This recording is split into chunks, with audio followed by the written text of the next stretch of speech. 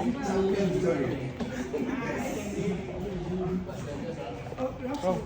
are welcome, Prof. Thank you, Prof. And I will say you are 2 minutes old. Airport. Just 2 minutes, pay.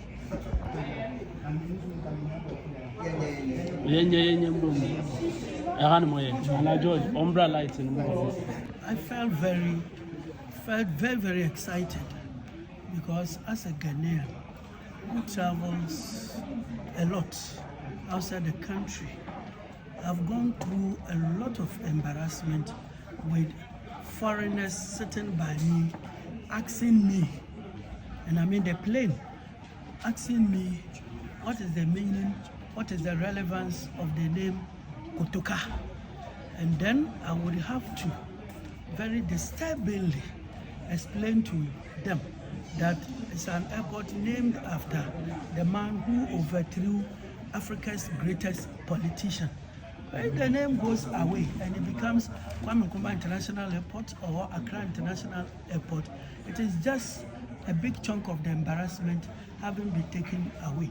Again, as a lawyer, I know that in 1993, NPP brought an action at the Supreme Court attacking the observance of 31st December as a holiday in the country. And they won the case, hands down, at the apex court to the extent that 31st December represented a piece or a chunk of the running school staged in 1981. So it was a name that reminded us of bloodshed, of the overthrow of a constitutionally elected government. And Kotoka didn't do anything different from what Rawlings did. In 1966, Kotoka overthrew the constitutionally elected government of Kwame Nkrumah.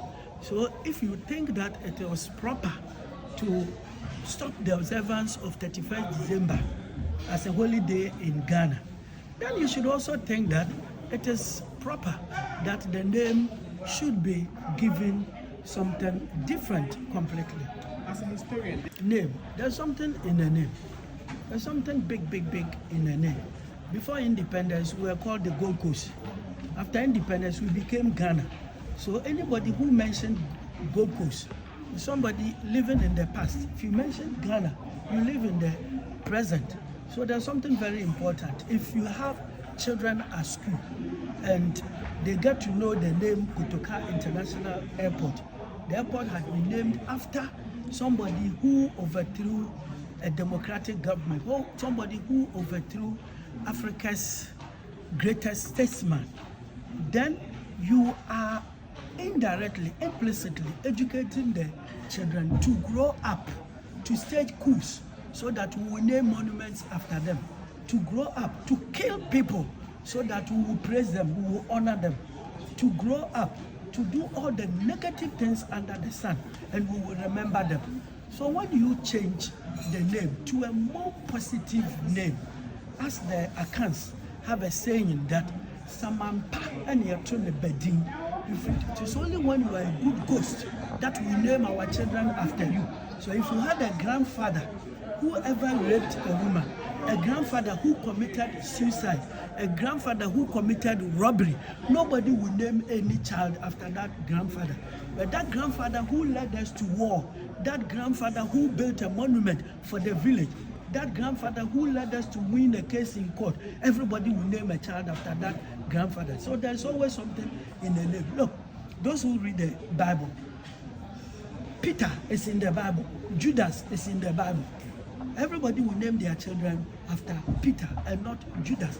Absalom is in the Bible. David is in the Bible. We will choose to name our children after David and not Absalom. So there's something in the name. but one would argue given to Dr. Nkrumah, now it is reverting to Accra International Airport. One would say that it is a half win or probably a 0 win for you. What would you say to that? I believe that in the thinking of the president or maybe the majority leader, there should be something that should be a middle way, like Accra International Airport. you will say that it will be a half win for Nkrumah in the country, the pro-Nkrumah in the country.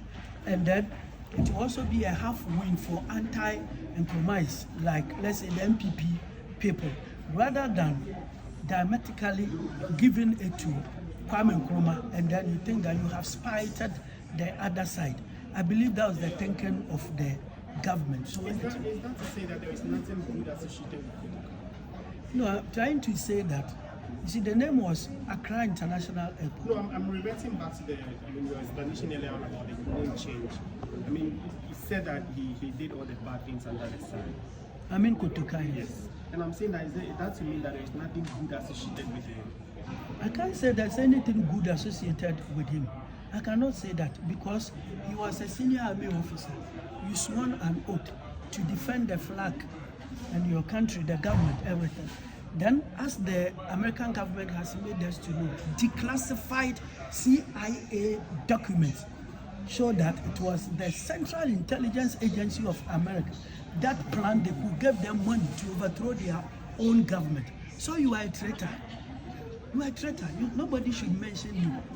You are a traitor. You see, we have situations whereby it becomes necessary to overthrow a government.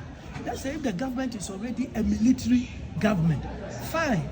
But this government was not a military government. And then also, if the CIA had not come in and you felt that you needed to overthrow the government in order to bring about multi-party democracy, that would have been acceptable. But the aim of the government was simply to overthrow the government. And then having overthrown the government, you see what transpired later. No development in the country. Members of the NLC decided to fight among themselves, eventually leading to a coup in which Kotoka himself was killed. After that, they were still infighting, and that forced them to quickly hand over and go away. Then you should know that Ghana was building nuclear reactors here. In those days, nuclear facilities were called atomic. That's why we have Kwabenya Atomic. You understand? It took so many years for Iran and Iraq to attempt these things, and America was not amused at all. In the case of Ghana, by virtue of the type of president we had, UN had allowed us to build nuclear facilities in our country. So, but for the coup, Ghana would have been a nuclear power country, a world power by now. And then you also know that, but for the coup, they were always constantly and continuously having the development of factories everywhere in the country. Above all else, but for the coup, Africa would have united by now. Then we will be like China, we will be like the US, we will be like Russia. So the coup is something that I don't think Africa can ever overcome. The 1966 coup, Africa will never overcome that. And if you are the architect of that coup, I believe that you are somebody who cannot be deified in any manner. Thank you.